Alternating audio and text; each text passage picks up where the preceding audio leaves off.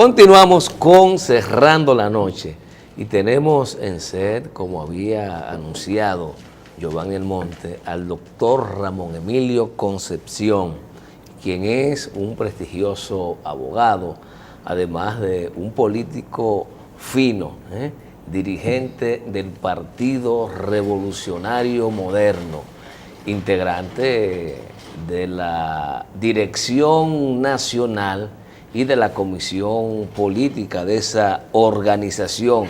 Hace unos días no nos visitaba, pero yo creo que propicia la oportunidad, sobre todo para hablar en esta primera parte de la entrevista de la convención del PRM. Recordamos que en la última comparecencia del doctor por acá, o la penúltima, nos habló por un lado de la necesidad de la convención, no solo porque era estatutaria, sino porque el partido en su proceso de organización y construcción necesitaba darse un sacudión y fortalecer, y necesita fortalecer su línea opositora. Pero también nos habló de un tema muy interesante relacionado al modelo de desarrollo de la República Dominicana, donde él expuso 10 ejes fundamentales que entendían debían ser promovidos y asumidos como un compromiso nacional para ver si el país despega. De eso salió en la prensa, pero el que tenga oposición se le oye, pues no se le hace caso. Doctor. Buenas noches, doctor. Bienvenido. Diga lo que usted quiera y nosotros hacemos lo que nos dé la gana. Así mismo. Así se ha caracterizado el PLD. Mira, en torno a la convención, yo entiendo era necesaria una posposición, porque el PRM tiene una prueba de fuego ahora. Y hacerla para el 26... No, primero vamos a aclarar. Sí, doctor, sí. Usted primero entendía que había que hacerla en el mes que correspondía y inició un proceso de cara a que eso se lograra y se ejecutara en la fecha estatutaria. Y hoy usted me dice que era necesario la proposición. Porque no se hizo Acláreme. Porque no se hizo lo que había que hacer para que la convención que los se cambios hiciera. De voz no me gustan. No, mira una cosa, Junior. Lo ideal hubiese sido que la convención se hiciera el 30 de septiembre, como está pautado en los estatutos. Pero no se hizo. Entonces, hacerla ahora el 26 sin haber terminado el padrón, ni siquiera se ha digitado el padrón completo, dijo Tony Raful, y no tengo por qué dudar de Tony, que el padrón no se ha terminado porque se había previsto que se iban a inscribir entre 180 y 200 mil PRMistas. Y dice Tony que subió alrededor de 456 mil. Entonces se está digitando el padrón. La Comisión Nacional Organizadora se designó hace 2 semanas.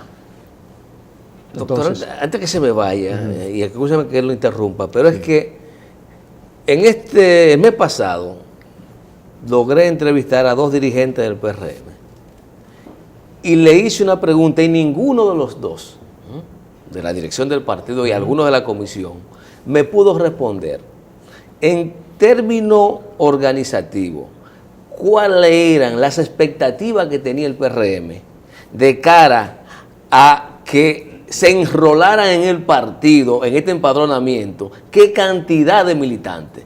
Me han dicho, no sabemos. No. ¿Cuáles eran las expectativas? Tony Raful acaba de decir que las expectativas eran entre 180 y 200 mil PRMistas. Ajá. Porque recuerdas que ahora se utilizó una modalidad de que tú tenías que ir, era presencial la inscripción. Por primera vez, y esto justo reconocerlo, por primera vez en la historia de un partido político, se logra que se movilice una cantidad de miembros, simpatizantes y dirigentes de alrededor de 456 mil para hacer el padrón de militantes del Partido Revolucionario Moderno. Por militantes y simpatizantes. Militantes y simpatizantes que ya son miembros del partido porque fueron y se inscribieron. Y hubo, recuerda, también la reincorporación cuando vinimos del PRD, eso se reestructuró. Y llegamos en esa ocasión a alrededor de 70 mil. Entonces, en concreto, ¿tienen cerca de 200 mil? No, 456 mil, según Tony Raful. Por eso es que se ha pospuesto la convención para terminar de organizar el padrón, es decir, digitar el padrón. Se designó la Comisión Nacional Organizadora. Entonces, no estaba lista para hacerla ahora el 26, por eso se ha pospuesto. El estatuto prevé una sola posposición. Es que el PRM, Junior y Giovanni, el PRM tiene un reto. No es como muchos dirigentes del partido creen que es salir a hacer una contienda convencional, no. El PRM tiene un primer reto, que es decirle al país que es capaz de hacer una convención democrática, libre y ordenada.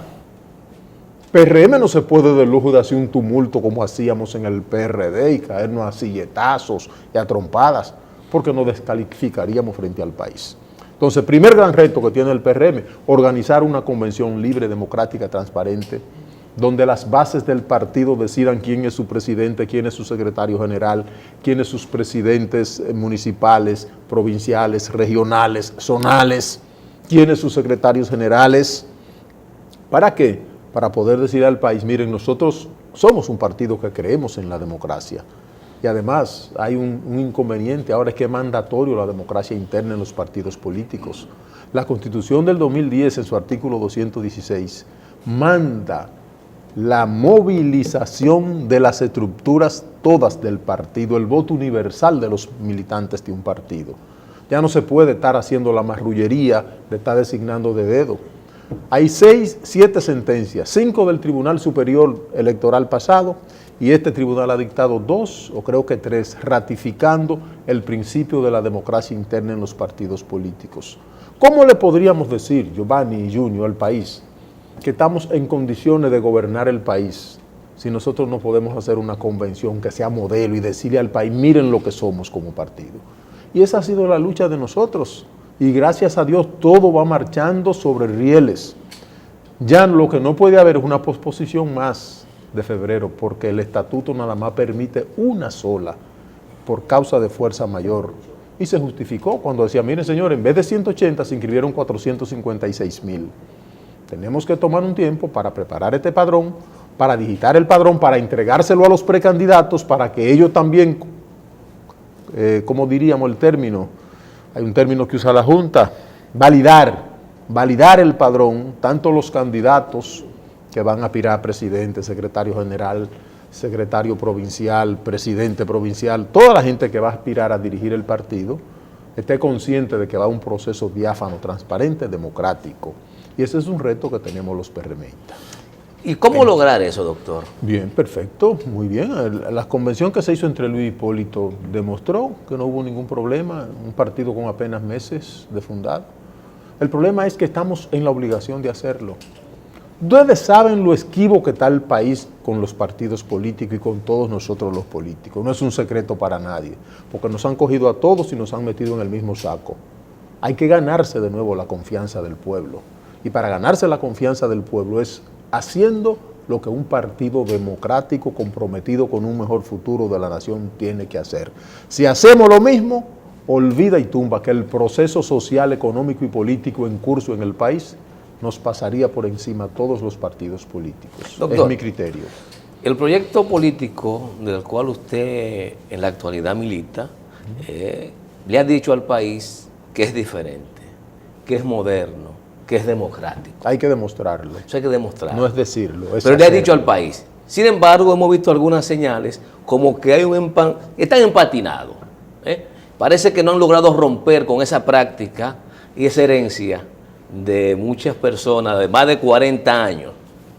76 años. Bueno, más de 40 porque... Más de 40, pero son 76. En el caso, la mayoría de los militantes no tienen la experiencia de los 70 años. Ok, no la tienen. Pero recuerda que el promedio de sí, pero promedio 40, sí, tienes sí, razón. Promedio de un promedio de 40. De marrullerías políticas. De marrullería política. Así es.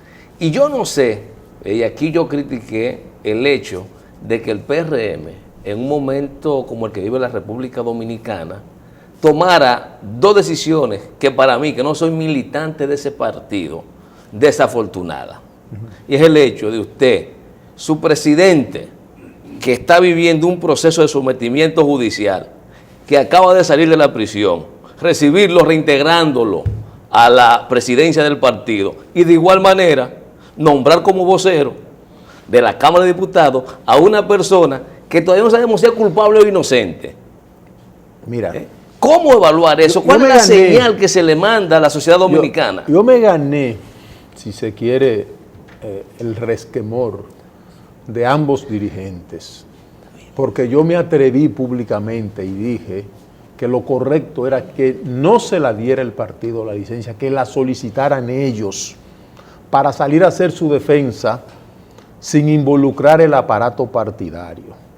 Ellos no quisieron, tampoco quiso el partido, y lo que han hecho es insultarme muchos de sus amigos. Ellos están bravísimos conmigo, pero es un ejercicio democrático que yo decía, lo que le da más autoridad moral a estos dos hombres para decirle al país que a ellos lo han involucrado políticamente en un expediente, es que ellos dos tomaran una licencia y le dijeran al PLD que está en el gobierno, le voy a demostrar a ustedes que yo soy un hombre honorable. Como el sometimiento es personal, yo me defiendo personal, claro, no uso el partido. Claro, aunque el partido sí quería, para ser solidario, le pusiera abogados, pero lo que mandaba el librito político era una licencia que solicitaran ellos, no que se la diera el partido, porque el partido no se la iba a dar, míralo cómo se comportó. Y esas son las cosas, esas son las cosas que por las que yo he planteado diferencias públicamente, muchos dirigentes en el partido me tienen como un leproso. El problema es que eso me tiene sin cuidado, porque a mí no me ofende quien quiere, sino quien puede. Y en el PRM no hay uno que me pueda ofender a mí, porque desde que ingresé a ese partido, desde que venía con una alianza táctica con Hipólito Mejía desde 1999, lo único que he hecho es dar los mejores años de mi vida a ese partido. Así que ahí no hay uno que a mí me pueda ofender. Podemos tener diferencias y debatir. Yo debato con todos. Cualquier tema político, económico, histórico, geopolítico, yo lo puedo debatir. Pero no pueden pretender que yo me corte la cabeza para decirle al país cosas que yo he criticado toda mi vida. Yo en eso no entro, ni con PRM, ni con nadie, ni con mi familia me puede pedir cosas que yo no puedo sacrificar, porque sería transformarme políticamente o ponerme una careta o venirme a pintar el pelo a esta altura de juego. No puedo. Entonces el PRM tiene que entender que el país cambió. Así como están los PLDistas de insolentes que creen que estamos en el mismo país del año 1996, el PRM tiene que entender que anda una juventud ahí que un 77% no cree en los partidos políticos. Y de ese 77, un 57% dice, yo no voto por ningún político tradicional. ¿Cómo ganarse esa confianza de nuevo? ¿Es haciendo lo mismo que nos ha conducido a los hierros, a los errores? Pienso que no. O damos el salto que demandan las circunstancias, o nos ponemos a las alturas que demandan las circunstancias nacionales, o simple y sencillamente seríamos un partido más. Y esas son de las cosas que un grupo de dirigentes hemos decidido tratar de que el PRM entienda, que tiene que hacer las cosas diferentes, que no es quitar al PLD para subir, quítate tú para ponerme yo, no. Por eso mi programa de un plan de reconstrucción nacional de emergencia a 10 años, que a partir de enero lo voy a llevar a todos los productores de televisión, a todos los dueños de periódicos. ¿Va a retomar ese planteo? Claro, porque el país lo que quiere ver no es quien suba. Aquí se ha metido un debate, perdón Giovanni, aquí se ha querido meter un debate, que porque es más joven o es más viejo o es menos viejo. No es cuestión de edad. El asunto no es cuestión de edad. El asunto es que yo te pregunto, Junior, ¿tú aspiras a la presidencia de la República? Perfecto. Dime qué tú vas a hacer con energía, dime qué va a hacer con la moneda, qué tú vas a hacer con el endeudamiento insolente que tiene este país, qué va a hacer con la infraestructura, qué va a hacer con la seguridad nacional. Es eso es lo que vamos a debatir. Porque aquí hay muchos que están diciendo, no, fulano porque es joven. No. Leonel llegó al poder con 44 años, sí, 43, 44 años. 44 Creo que el presidente más joven que ha subido en la historia de la República. Muy triste recordación para el país. No es porque sea joven. Mira Francia, que acaba de elegir un mozalbete de 39 años también. Mira cómo anda ya con las 4 patas para arriba.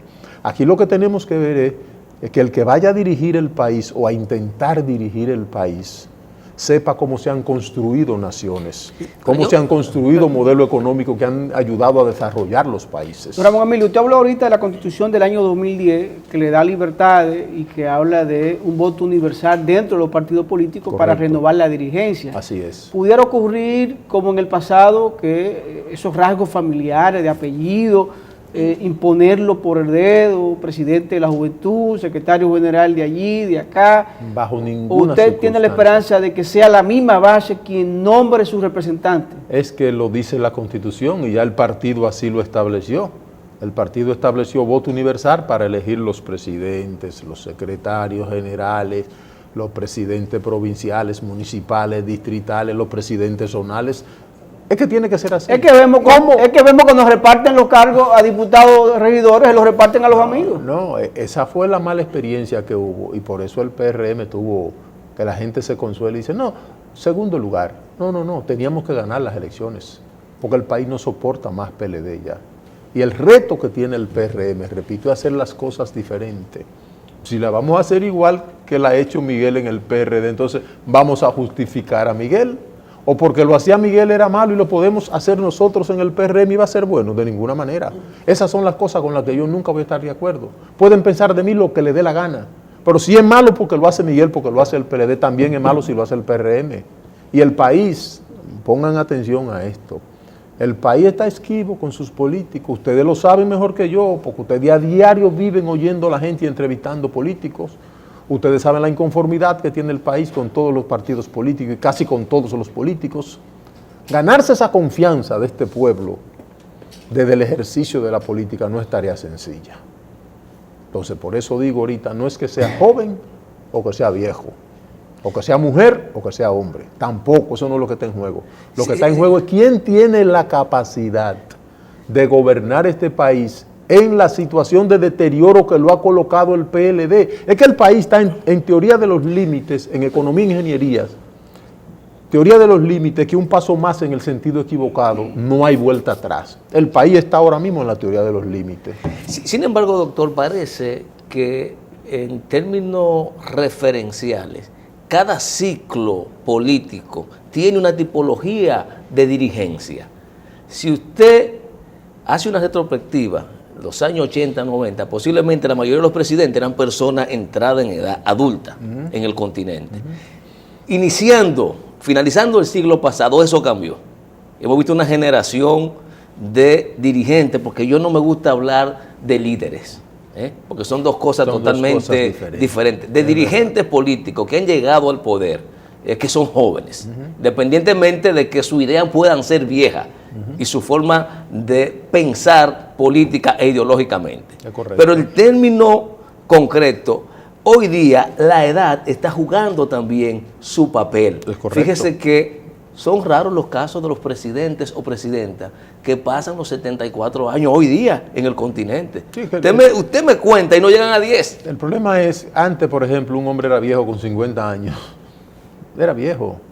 No había tanta tecnología, no había calidad de vida. La expectativa ahora mismo es 80 años aproximadamente. El asunto es que nosotros no podemos caer en el error. Además, yo me atrevería, aunque me sacrifiquen, ¿qué ha pasado con estos países que han elegido esos muchachos sin ninguna experiencia política, sin ninguna experiencia incluso en el manejo de empresas u oficinas privadas, de corporaciones privadas? Vamos a señalarlos todos para que tú veas cómo andan esos países. Si andan mejor o andan peor que cuando llegaron esos jóvenes.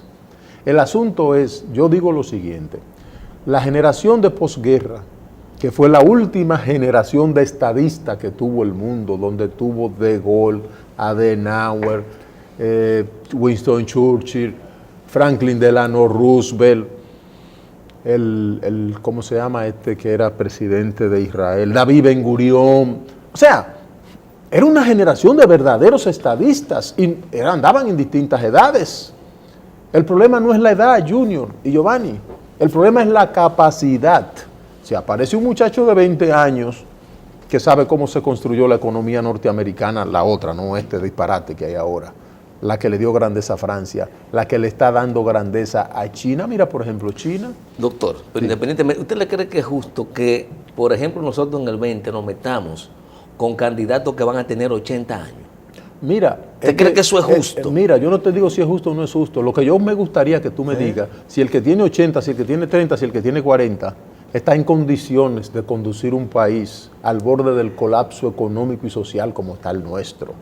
Porque si eres joven, si eres viejo y no sabes por qué hemos caído al grado de deterioro económico, institucional, el caos en infraestructura que tenemos, sea joven o viejo, si no sabes por qué hemos llegado ahí y no sabes qué hacer para empezar a revertir eso, el país se te va a ir de la mano. O sea, no caigamos en el jueguito de que sea más joven o que sea más viejo. Balaguer gobernó el país casi con 100 años y ciego, y veía más que todos los presidentes jóvenes que habíamos tenido, siendo ¿Cómo ciego. le dicen por ahí? Es prueba superada. Siendo ciego. Época superada. No, Porque es lo que nos dicen los ciclos históricos, que esa época se superó. Bueno, es correcto. Ahora, el problema es cuando tú comienzas a hacer comparaciones, a lo difícil, por ejemplo, para un hombre como yo, que tuvo que brincar tanto patio en los 12 años. Mi pueblo estaba el 6º batallón de cazadores. El que es de esa época y de Constanza sabe lo que eso significaba. Los militares con una pañoleta roja en la punta de las bayonetas de los fusiles. Y Balaguer en La Paz y no jodan más, así nos decían a los jóvenes, y brincando pared de noche y metiéndonos por debajo de alambrada. Y después cuando tú comienzas a analizar la política con un poco de objetividad, tú tienes que decir, carajo, pero este hombre en 22 años de gobierno solo endeudó el país con 1.200 millones de dólares. Y este joven presidente que no está gobernando en apenas 4 años cogió casi 10.000 millones de dólares. Con la venia suya, vamos a una pausa y en breve continuamos con Cerrando la Noche.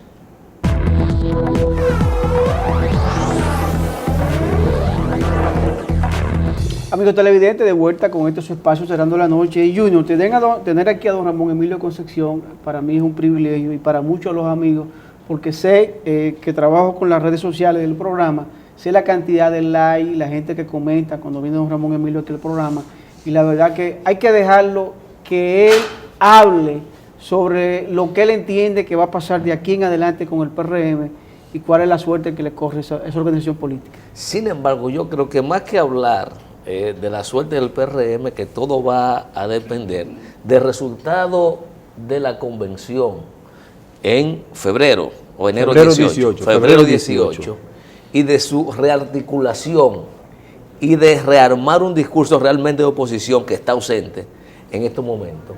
A mí me gustaría que el doctor Ramón Emilio Concepción nos hable de su agenda nacional de desarrollo, que tuvimos el privilegio de ser en aquel momento, sí, claro, creo que el primer programa por primera vez la presentó aquí, esbozó en términos generales. Y me gustaría que en estos minutos que nos quedan retome esa iniciativa, doctor. Mira, yo fui, y aunque se oiga mal, porque casi nunca digo yo, me gusta decir nosotros, pero yo fui el único político, y pueden empezar a buscar todos los diarios, todos los archivos de prensa, fui el único político que le advirtió al país hacia dónde nos conducía el programa económico que empezó a instaurar el Partido de la Liberación Dominicana desde el año 1996.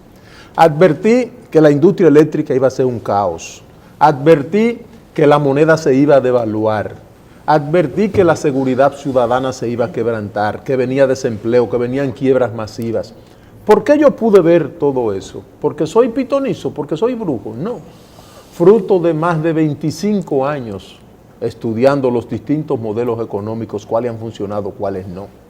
Y aquí hay un grupo de empresarios que tengo años diciéndole, ustedes verán cuando les toque marchar juntos con el pueblo, con los profesionales, con los desempleados, con los obreros, con las mujeres. Andan marchando en marcha verde mucho y otro disfrazado, pero andan marchando porque no tienen el temor de decirle al PLD que están equivocados. Están suplantando económicamente. Pero eso se veía venir. Lo que pasa es que ellos, al igual que los empresarios argentinos, se frotaron las manos porque pensaron que solo iban a hacer negocio. Y llega un momento que cuando el poder dilapidador de dinero público, como es el PLD, no tiene de dónde sacar, simple y sencillamente te hace como Shylock, ese personaje de Shakespeare, usurero como era. Tú no tenías con qué pagarle, decía, dame una libra de tu carne, córtate un brazo y págame. Entonces, está en curso en el país que el político que no sepa desde que se juramente qué va a hacer los primeros 100 días, qué va a hacer con la moneda, qué va a hacer con la energía, qué va a hacer con la debilidad institucional que hay aquí. Y muchos te dicen, el modelo hay que cambiarlo, pero no te dicen cuál. Yo ando diciendo que nosotros tenemos que volver al Sistema Nacional de Desarrollo, al sistema proteccionista, no a ese sistema que han dañado los políticos y lo que han hecho es un paternalismo para poner zánganos y vagos a trabajar. Por ejemplo, cojan el presupuesto del año que viene. 816.000 millones de pesos, de los cuales hay alrededor de 258.000 solo para el servicio de la deuda. Eso es casi un tercio del presupuesto. Y cuando coge otro tercio para pagar los zánganos vagos que cobran sin trabajar. Aquí hay gente que están en 5 instituciones públicas a pesar de que hay una ley que lo prohíbe. Y lo dicen con descaro. Yo cobro 20 allí, 25 allí, 30 aquí, hago 180,000, caminando ahí en los parques del Distrito Nacional. Entonces el país, con 1/3 del presupuesto que le queda, va a ser educación, salud, seguridad ciudadana, seguridad nacional, infraestructura. Tú sabes lo triste que es que aquí cada vez que llueve, la gente del Bajo Yuna tienen que salir con los colchones encima porque no ha habido un gobernante, y aquí todos responsables, que diseñe cómo canalizar las aguas para que el Bajo Yuna no se inunde y esas aguas se puedan utilizar para agricultura, y si va a dañar la agricultura, enviarla al mar. Yo decía ahora en el recorrido que hice por Nueva York, la diferencia entre la gente que fundó los Estados Unidos y nosotros. En 1783 ya George Washington y el ingeniero Chatieu se paraban a observar las grandes aguas, las grandes corrientes de agua de los lagos norteamericanos y de los grandes ríos norteamericanos, cómo canalizar el río Hudson y el lago Erie para utilizar esa agua para la agricultura, para la navegación. Y cuando en meses pasados hubo inundación en Houston, yo le decía a los muchachos allá en Nueva York, ¿ustedes saben por qué? Porque aquí desde 1940 no se construye una presa nueva en Houston, no se invierte en infraestructura. Entonces, Dominicana necesita políticos que sepan cómo van a resolver los problemas tradicionales del país. A veces me dicen que soy temerario. Y yo digo, díganme ustedes, un problema básico del país que el PLD en 20 años de gobierno que va a tener haya resuelto. Energía agravada, salud agravada, educación se ha convertido en un inmenso negocio donde hay más aulas que estudiantes, ni transporte.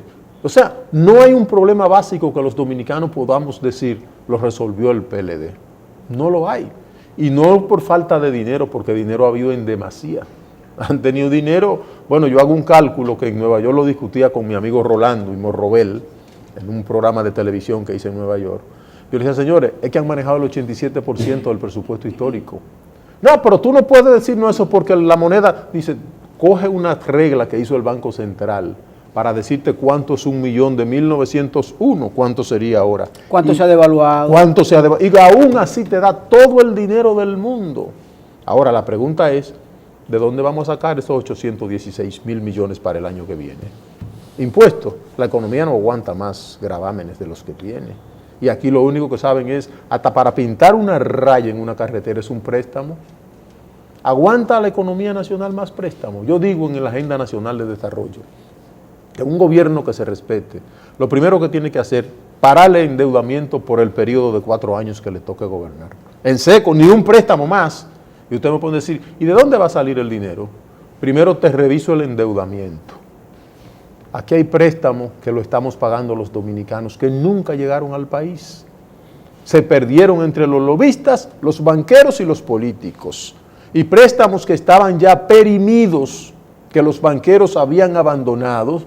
Gobernadores de Banco Central a cambio de comisiones lo revivieron. Esos son los denominados préstamos ilegítimos que denunció Correa en un momento. ¡Claro! Por eso, Jacqueline Rhodes, yo no me canso de recomendar una obrita, sí, 197 páginas. Una francesita en esa época tenía 27 añitos y escribió El horror de la deuda externa en América Latina. Con una crudeza esa muchacha descubre unos préstamos que no salían de los bancos que supuestamente otorgaban esos préstamos y se los repartían lobistas, banqueros y políticos. Y ella resumió esa obra en una frase al final que decía, préstamos insensatos otorgados por banqueros insensatos a gobernantes insensatos. Tú sabes lo difícil que es tú tomar préstamos sin tú saber de dónde se va a pagar. Porque si me dice, tomé un préstamo, por ejemplo, para hacer una industria, que la industria lo va a repagar, o para hacer una carretera que con el peaje que se pague se va. Pero hicimos una bendita carretera endeudada. No, pero oye, la carretera que nos lleva a Samaná, no hay un famoso peaje sombra. Eso es como un barril sin fondo. Peaje sombra. ¿Tú sabes cuánto tiene el presupuesto de este año para ese peaje sombra? Sí, 2.800. 2.800 millones de pesos. Pero ¿tú te imaginas lo que son? ¿Cómo hacemos la carretera otra vez? Con eso se hace otra carretera, por Dios. Es que hemos perdido el sentido de la orientación en el país. Y los políticos nos hemos llegado a creer. 220 millones de dólares. Pero ¿tú sabes cuánto ha pagado el gobierno ya 325. por eso? No. 16.000 millones de pesos. Pensé que eran 325 millones de dólares ya que se había Bueno, pagado. pues, Es más o menos eso. calcula, más o menos. Eso. Porque Claro. Anda ellos por hablan ahí. de una estabilidad económica y de una estabilidad monetaria con una moneda casi a 48 por 1. Doctor, es que Junior habla en dólares.